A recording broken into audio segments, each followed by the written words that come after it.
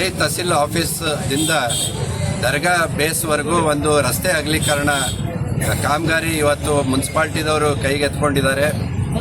ಆದ್ರೆ ಇಲ್ಲಿ ಏನು ಈ ರಸ್ತೆ ಅಕ್ಕಪಕ್ಕದಲ್ಲಿರುವಂಥ ಕಮರ್ಷಿಯಲ್ ಶಾಪ್ದವರಾಗಿರ್ಬೋದು, ಮನೆಯವರಾಗಿರ್ಬೋದು, ಇವರಿಗೆ ಒಂದು ಸರಿಯಾದ ರೀತಿಯಲ್ಲಿ ಮಾಹಿತಿ ಕೊಡಲಾರ್ದೇನೆ ಒಂದು ಕನ್ಫ್ಯೂಸಿಂಗ್ ರೀತಿಯಲ್ಲಿ ಒಂದು ನೋಟಿಸ್ ಕೊಟ್ಟು ಅವ್ರದ್ದು ಸೈನ್ ತಗೊಂಡು ಸಂಪೂರ್ಣ ಮಾಹಿತಿ ಕೊಡಲಾರ್ದೇನೆ ಇವತ್ತು ಒಂದು ಗಣೇಶ್ ಚೌಕಲ್ಲಿ ಒಂದು ಏನು ಹಳಿ ಪೊಲೀಸ್ ಸ್ಟೇಷನ್ ಇತ್ತು, ಅದು ಏಕಾಏಕಿ ಹೊಡಿಲಿಕ್ಕೆ ಪ್ರಾರಂಭ ಮಾಡಿದ್ದಾರೆ ಮುನ್ಸಿಪಾಲ್ಟಿದವರು.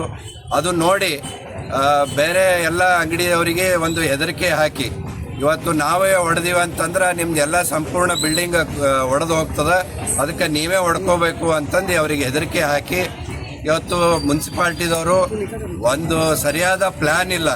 ಯಾಕಂದರೆ ಇದು ಒಂದು ಕಾಮಗಾರಿ ಮಾಡಬೇಕು ಅಂತಂದ್ರೆ ಟೆಂಡರ್ ಕರಿಬೇಕು. ಆ ಟೆಂಡರ್ ಕರಿಯೋಕ್ಕಿಂತ ಮೊದಲು ಒಂದು ಪ್ಲ್ಯಾನ್ ಇರಬೇಕು, ಒಂದು ಎಸ್ಟಿಮೇಟ್ ಇರಬೇಕು, ಡಿಸೈನ್ ಇರಬೇಕು, ಒಂದು ನಕ್ಷೆ ಇರಬೇಕು, ನೀಲಿ ನಕ್ಷೆ ಇರಬೇಕು. ಎಷ್ಟು ಹೊಡಿತೀವಿ ರೋಡ್ ಸೆಂಟ್ರದಿಂದ ಈ ಸೈಡು ಆ ಸೈಡು ಅಂತಂದು ಎಲ್ಲರಿಗೆ ಮಾಹಿತಿ ಕೊಡಬೇಕು.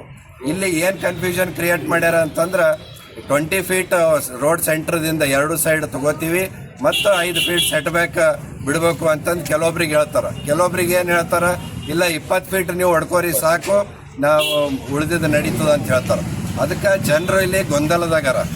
ನಾವು ಇಲ್ಲಿ ಕೇಳೋದೇನು ಅಂತಂದರೆ, ಇವತ್ತು ಈ ರಸ್ತೆ ಅಗಲೀಕರಣ ಆಗಬೇಕು ಅಂತಂದು ನಮ್ಮ ತಂದೆಯವರು ಸುಭಾಷ್ ಗುತ್ತೇದಾರ್ ಶಾಸಕರಾಗಿದ್ದಾಗ 11 ಕೋಟಿ ಮಂಜೂರು ಮಾಡಿ ಇವತ್ತು ಆಳಂದ ಈ ರಸ್ತೆ ಸಂಬಂಧಪಟ್ಟಂಥ ಎಲ್ಲ ಮಾಲೀಕರಿಗೆ ಕರೆಸಿ ಸಭೆ ನಡೆಸಿ ನಿಮ್ಮ ಅಭಿಪ್ರಾಯ ಏನು ಅಂತಂದು ಕೇಳಿ ಇವತ್ತು ಜನ ಎಲ್ಲ ಒಂದು ಬೇಡಿಕೆ ಇಟ್ಟಿದ್ರು.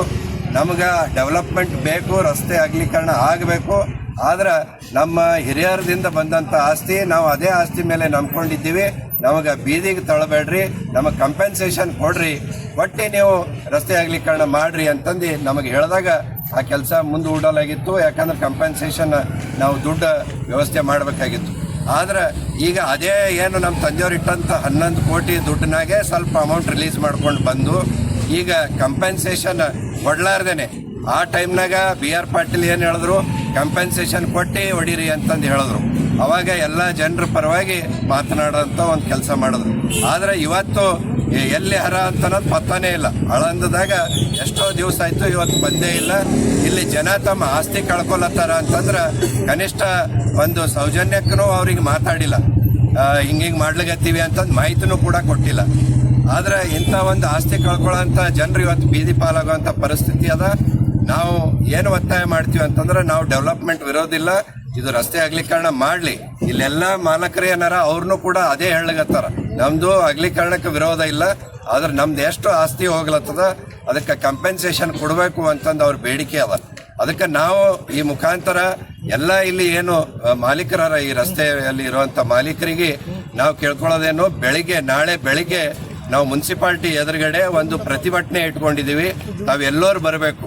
ಆ ಪ್ರತಿಭಟನೆಯಲ್ಲಿ ನಾವು ಏನು ಕೇಳ್ಕೊಳ್ಳೋದು ಅಂತಂದ್ರೆ, ಸರ್ಕಾರಕ್ಕೆ ಮತ್ತು ಇಲ್ಲಿ ಅಧಿಕಾರಿಗಳಿಗೆ, ನೀವು ಬೆಂಗಳೂರಿನಾಗ ಒಂದು ಏನು ಕೋಗಿಲೆ ಅನ್ನೋ ಒಂದು ಬಡಾವಣೆ ಅಲ್ಲಿ ಇಲ್ಲೀಗಲ್ ಆಗಿ ಕೇರಳ ಜನ ಬಂದು ವಾಸ ಇದ್ದರು, ಅಂಥವರಿಗೆ ತೆರವುಗೊಳಿಸೋವಂಥ ಸಂದರ್ಭದಾಗ ಕೇರಳ ಮುಖ್ಯಮಂತ್ರಿ ಒಂದು ಸ್ಟೇಟ್ಮೆಂಟ್ ಕೊಡ್ತಾರ, ಇಲ್ಲಿ ಮುಸಲ್ಮಾನರಿಗೆ ನೀವು ಎಬ್ಬಿಸಿ ಓಡಿಸ್ಲತ್ತೀರಿ ಅಂತ. ಇವತ್ತು ಅಲ್ಲಿ ಕೇರಳದ ಮುಸಲ್ಮಾನರಿಗೆ ಓಲೈಕೆ ಮಾಡ್ಕೊಳ್ಳೋ ಸಲುವಾಗಿ ಅವ್ರಿಗೆ ಮನೆಗಳು ಹಂಚಗಲ್ತಾರ, ಅವ್ರಿಗೆ 5 ಲಕ್ಷ ಪರಿಹಾರ ಕೊಡ್ಲಿಕತ್ತಾರ. ಆದ್ರೆ ಇಲ್ಲಿ ನಮ್ಮ ರಾಜ್ಯದವರೇ, ಇಲ್ಲಿ ಅತಿ ಹೆಚ್ಚು ಜನ ಇಲ್ಲಿ ಬಡವರರ, ಇಂಥವರು ಇವತ್ತು ಬೀದಿಗೆ ಬರ್ಲಿಕತ್ತಾರ. ಆದರೆ ಇವರಿಗೆ ಒಂದು ಕನಿಕರ ಮಾನವೀಯತೆ ಇವತ್ತು ತೋರಿಸಲಾಗ್ಯಾರ. ಕೇರಳದವ್ರಿಗೆ ಮಾನವೀಯತೆ ತೋರಿಸ್ತಾರ, ಇದೇ ರಾಜ್ಯದಾಗಿದ್ದು ಇಲ್ಲೇ ಟ್ಯಾಕ್ಸ್ ಕಟ್ಟಿ ಇಲ್ಲೇ ಇವತ್ತು ಅವರು 100 ವರ್ಷದಿಂದ ವಾಸ ಇದ್ದು ಈ ಪ್ರಾಪರ್ಟಿ ಟ್ಯಾಕ್ಸ್ ಕಟ್ಟ್ಯಾರ, ಸರ್ಕಾರದ ಟ್ಯಾಕ್ಸ್ ಎಲ್ಲ ರೀತಿ ಟ್ಯಾಕ್ಸ್ ಕಟ್ಲತ್ತಾರ, ನಿಮಗೆ ಓಟ್ನೂ ಹಾಕ್ಯಾರ. ಇಂಥವ್ರಿಗೆ ನೀವು ಯಾಕೆ ಮಾನವೀಯತೆ ಕನಿಕರ ತೋರಿಸಲಾಗಿರಿ? ಅದಕ್ಕೆ ನಾಳೆಗೆ ಈ ಪ್ರತಿಭಟನೆಯಲ್ಲಿ ಅವರಿಗೆ ನೀವು ಕೊಡ್ಲಿಗತ್ತೀರಿ ಪರಿಹಾರ, ನಮಗೂ ಪರಿಹಾರ ಕೊಡ್ರಿ ಅಂತಂದು ನಾವು ಒಂದು ಒತ್ತಾಯ ಮಾಡೋರಿದ್ದೀವಿ.